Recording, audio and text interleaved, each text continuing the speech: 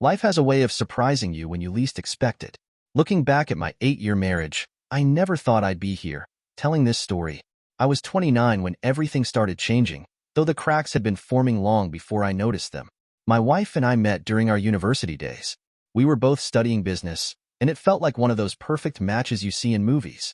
We married young, right after graduation, and I honestly believed we'd grow old together. The first few years were good. We built a life together, supported each other's careers, and everyone saw us as the perfect couple. But perfection is often just a mask, and underneath, we both had secrets eating away at our foundation. I carried deep wounds from my childhood that I never properly addressed. Growing up, I experienced severe trauma at the hands of several people I should have been able to trust. I buried these memories so deep that they became like a distant nightmare, but they shaped everything about how I dealt with trust and intimacy. It took me years to finally open up about any of it. I first told my wife about one incident about 4 years into our marriage. Then, last year, I finally shared the full extent of what happened. Getting professional help made me realize that none of it was my fault, though I wish I'd started therapy much sooner. My childhood experiences led to some unhealthy coping mechanisms. I developed an addiction to certain online content, something I kept hidden from everyone, including my wife. This started when I was very young, during the times of my trauma, and it became my escape whenever life felt overwhelming.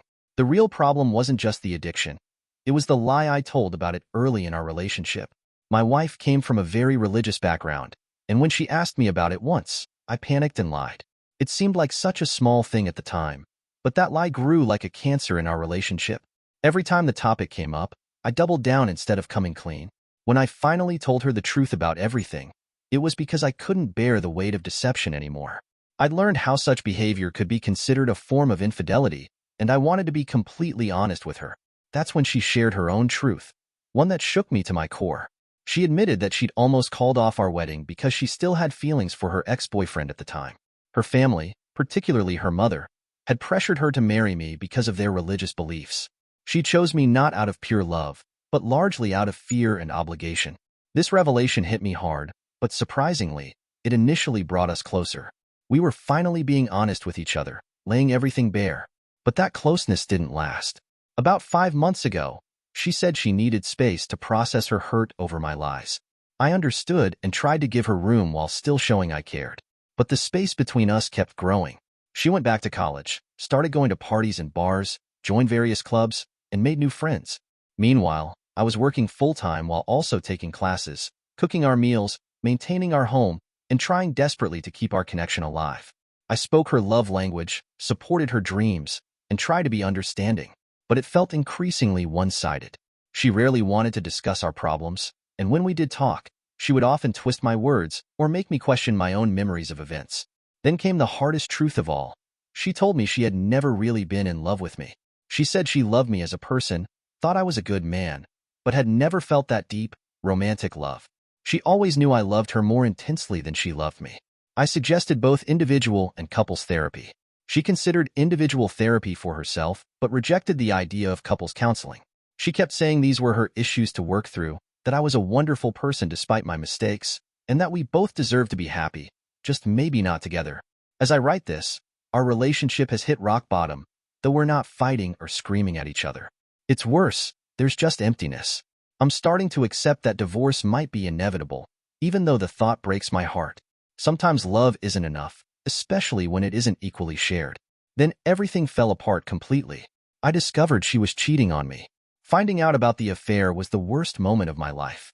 I had supported her through everything, loved her unconditionally, and still, she chose someone else.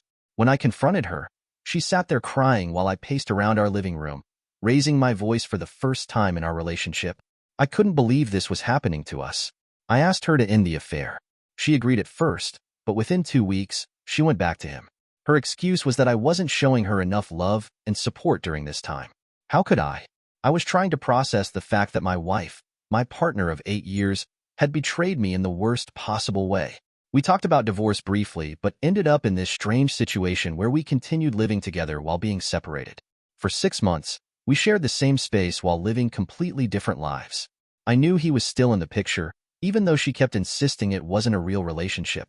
Yet, she was planning to move in with him when those 6 months were up. The contradiction in her words and actions was obvious, but I was too hurt to point it out. During this time, I could barely function. Simple tasks became mountains to climb.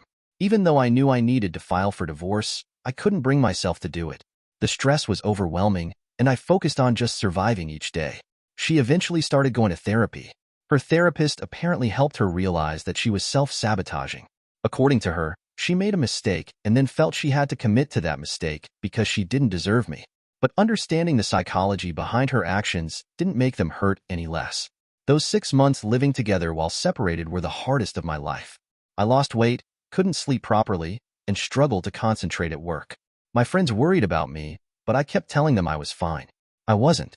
When she finally moved out, things started to change. She broke it off with the other guy, but I was already on my path to healing.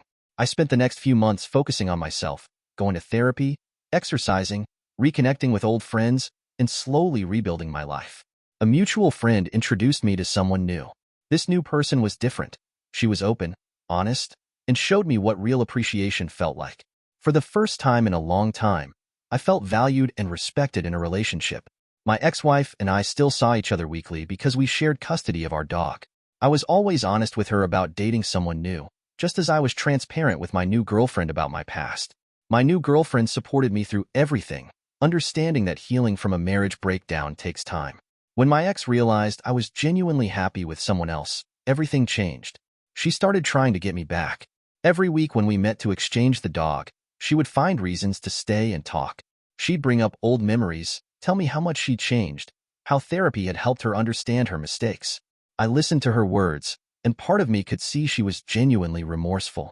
But every time I looked at her, all I could think about was her betrayal. The trust was broken beyond repair. The image of her with someone else haunted me, and no amount of apologies could erase that.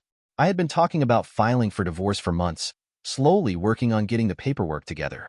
I think she never took me seriously because she thought I would always be there, waiting for her to come back. She thought wrong. When I finally got around to filing the divorce papers, reality hit her hard. She broke down completely, begging me to reconsider, asking for another chance. She said she'd do anything to make it work, that she'd finally realized what she'd lost. But it was too late. The damage was done, and I had already started building a new life without her. Watching her cry hurt me deeply.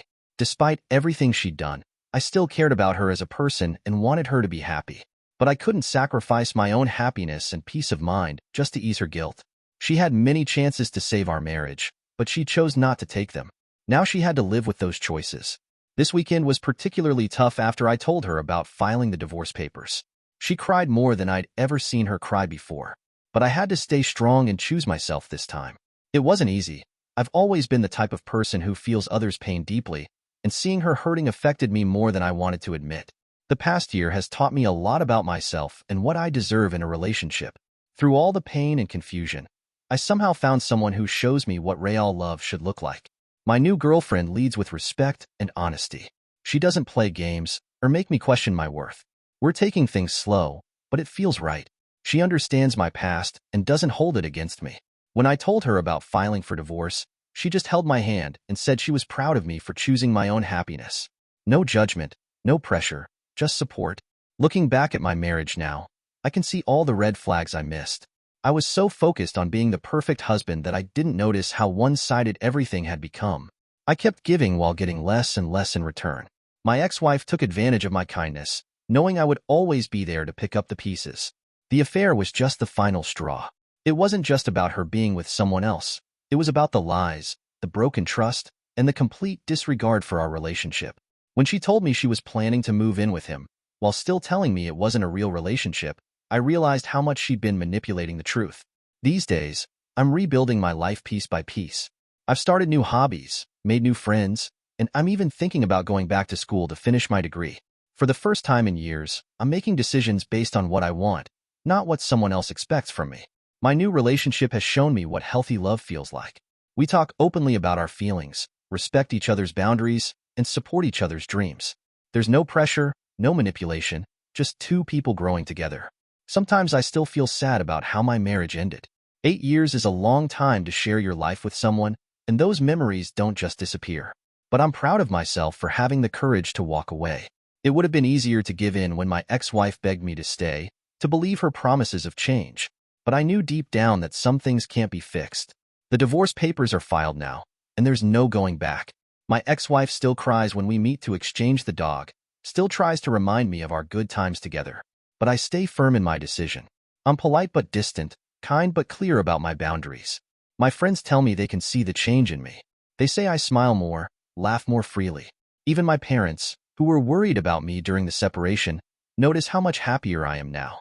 They've welcomed my new girlfriend into the family, and seeing their support means everything to me. I'm learning that it's okay to put myself first sometimes. It's okay to walk away from toxic situations, even when the other person is crying and begging you to stay. It's okay to find happiness with someone new without feeling guilty about it. I don't know what the future holds, but for the first time in a long time, I'm excited to find out. My new relationship isn't perfect, no relationship is, but it's healthy, respectful, and makes me feel valued. That's more than I ever had in my marriage. As I wait for the divorce to be finalized, I feel a mix of emotions. There's sadness for what could have been, relief that I'm finally free, and hope for what lies ahead. But most importantly, there's peace. Peace in knowing I made the right decision, peace in choosing myself, and peace in finally understanding what real love should feel like. This isn't the ending I imagined for my marriage, but maybe it's the beginning I needed for myself. Sometimes the hardest decisions lead us to exactly where we need to be. Thank you for watching. If you enjoyed this story, please hit that subscribe button. Don't forget to give it a thumbs up and share it with friends or family who might enjoy it too. Your support means a lot. And if you have any thoughts, questions, or story ideas, drop them in the comments below. I'd love to hear from you. See you in the next story.